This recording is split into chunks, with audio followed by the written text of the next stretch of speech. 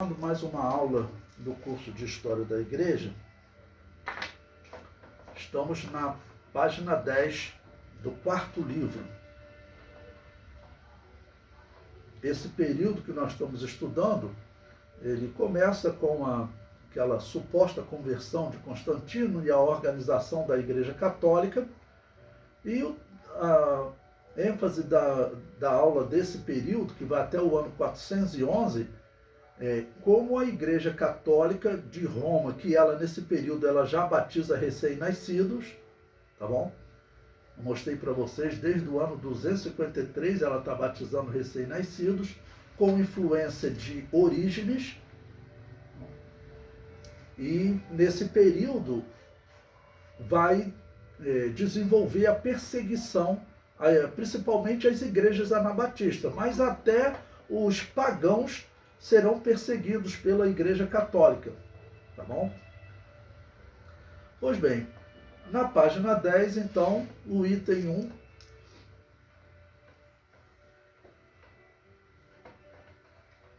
ele nos diz: Constantino financia só a Igreja Católica. Bom, o que é que nós vamos ver nesse tópico?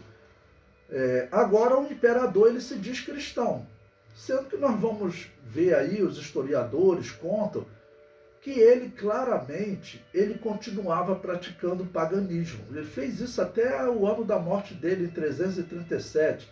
Nós estamos no ano 313, seria o ano da conversão dele, né? Então ele continua praticando paganismo. E é claro, vai começar a surgir problema com as outras igrejas.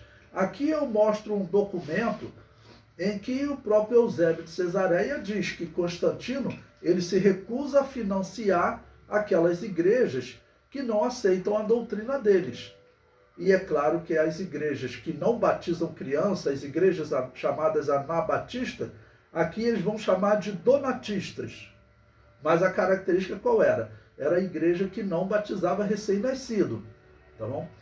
Então, ele nessa disposição, nesse documento aqui do ano 313, ele deixa claro que as igrejas que não concordarem com ele não serão financiadas. O verdadeiro cristão vai querer estar longe, né, de Constantino e do seu dinheiro, né?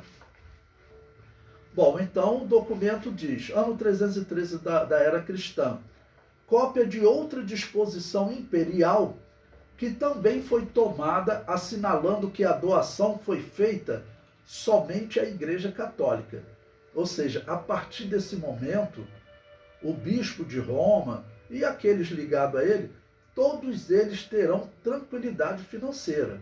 Eles serão financiados pelo Estado. Antes eles viviam em dificuldade, dependendo, né, dos dízimos dos membros, né? Mas agora eles vão receber dinheiro de Constantino, do imperador, e esse imperador ele vai deixar bem claro que só aqueles pastores que concordarem com ele. O documento diz: saúde, estimadíssimo Anulino, é costume de nossa benevolência o seguinte, que nós não somente queremos que não se cause dano ao que precisamente pertence ao direito alheio, mas que inclusive se restitua estimadíssimo Anulino. Ele está falando das igrejas, né, que sofreram perseguição, foram destruídas, né? Daí que queiramos que, ao receber essa carta, se em cada cidade ou inclusive em outros lugares, alguns destes bens pertenciam à Igreja Católica dos cristãos e agora os detenham cidadãos ou outras pessoas, faças com que dito bens sejam restituídos imediatamente às mesmas igrejas, posto que decidimos que precisamente aquilo que as ditas igrejas possuíam antes seja restituído ao seu direito. Bom, então vocês viram ali que ele cita que é só a Igreja Católica, e o próprio Eusébio de Cesareia comenta isso.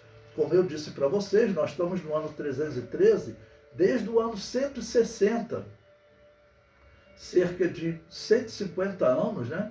Cerca de 150 anos que a igreja estava dividida. Havia uma igreja principalmente ligada a Roma, a Alexandria, aquelas igrejas que nós vimos a história delas, elas normalmente durante a perseguição era padrão entre elas, eles não morriam, ou seja, aceitavam fazer sacrifício aos deuses pagãos. Então, essa era a situação, infelizmente, dessas igrejas. Então, coube bem eles receberem Constantino, um homem que a história comprova. Ele continuou praticando culto pagão. Cristão não aceita isso. Cristão não aceita isso de jeito nenhum.